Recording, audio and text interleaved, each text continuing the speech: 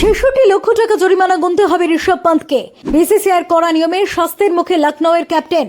Century করেও কেন পেলেন এত টাকা জরিমানার শাস্তি? জানুন। ২৭ কোটি টাকা তারকার হতশ্রী পারফরমেন্স অবাক করেছিল ক্রিকেট দুনিয়াকে। উড়ে আসছিল একের পর এক সমালোচনার তীর। অবশেষে দেয়ালে পিঠ থেকে যাওয়া পান্থ ঘুরে দাঁড়ালেন রয়্যাল চ্যালেঞ্জার্স বেঙ্গালুরুর বিরুদ্ধে। মরশুমের শেষ লিগে তিনি ৬১ বলে ১১৮ রানের একটি ধুমধুমার ইনিংস উপহার দিলেন।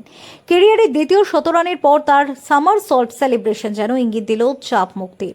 তবে পান্থ রান পেলেও সাফল্য পেল না তার দল। জিতেশ কোহলির ঝোড়ো ইনিংসে বাজিমাত হলো বেঙ্গালুরুই, আর সেই সাথে গোদের ওপর বিস্ফোরার মতো জুটল স্লো ওভার রেটের শাস্তি। গত ৪ এবং ২৭ এপ্রিল মুম্বাই ইন্ডিয়ান্সের বিরুদ্ধে দুটি ম্যাচেই স্লো ওভার রেটের জন্য জরিমানা দিতে হয়েছিল লখনউ সুপার জায়ান্টস অধিনায়ক ঋষভ পান্থকে।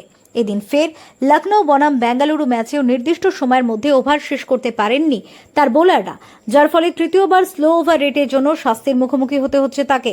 কোড অফ কন্ডাক্ট ভাঙার জন্য ঋষভকে ৩০ লক্ষ টাকা জরিমানা করেছে আইপিএল এর শৃঙ্খলা রক্ষা কমিটি। শাস্তির মুখে পড়ছেন লখনউয়ের প্লেইং 12 তথা প্রথম একাদশের ১১ জন সহ ইম্প্যাক্ট প্লেয়ারের সদস্যরাও। ১২ লক্ষ টাকা অথবা ম্যাচ ফির ৫০% মধ্যে যেটি কম সেই পরিমাণ অর্থ জমা দিতে হবে তাদের। এদিন আইপিএল এর ইতিহাসে তৃতীয় সর্বাধিক রান তাড়া করে জেতার রেকর্ড করেছে রয়্যাল চ্যালেঞ্জার্স বেঙ্গালুরু।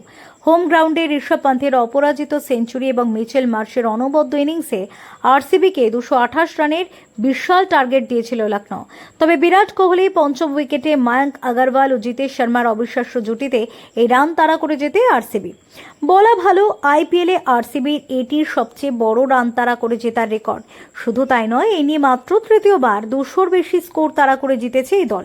অন্যদিকে ম্যাচ হেরেও জরিমানা দিয়ে নিজের পকেট খালি করার জোর ঋষভ পান্থের।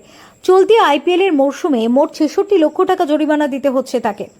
উল্লেখ্য, ২০২৪ অব্দি তৃতীয় স্লো ওভার রেটের অপরাধে এক ম্যাচ নির্বাসিত থাকতে হয়েছিল অধিনায়কদের, যার কারণে গত বছর শেষ ম্যাচেই শাস্তির কবলে পড়ায় এবারের আইপিএলে চেন্নাই সুপার কিংসের বিরুদ্ধে প্রথম ম্যাচটি খেলতে পারেননি মুম্বাই ইন্ডিয়ান্স ক্যাপ্টেন হার্দিক পান্ডিয়া।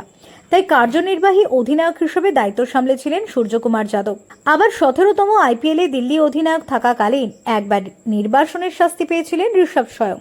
তার পরিবর্ত ক্যাপ্টেন হিসাবে রয়্যাল চ্যালেঞ্জার্স বেঙ্গালুরুর বিরুদ্ধে দিল্লিকে নেতৃত্ব দিয়েছিলেন অক্ষর প্যাটেল, কিন্তু এবার সেই নিয়মে বদল এনেছে বিসিসিআই। তুলে দেওয়া হয়েছে নির্বাসন। তাই আগামী মরশুমের প্রথম ম্যাচে ঋষভ পান্থের খেলায় কোনো বাধা নেই, কেবল আর্থিক জরিমানাতেই মুক্তি। তবে এক মরশুমের সব মিলিয়ে ৬৬ লক্ষ টাকা তার শুধু জরিমানাতেই খরচ হয়ে গেল। Bureau report, TV7 Bangla.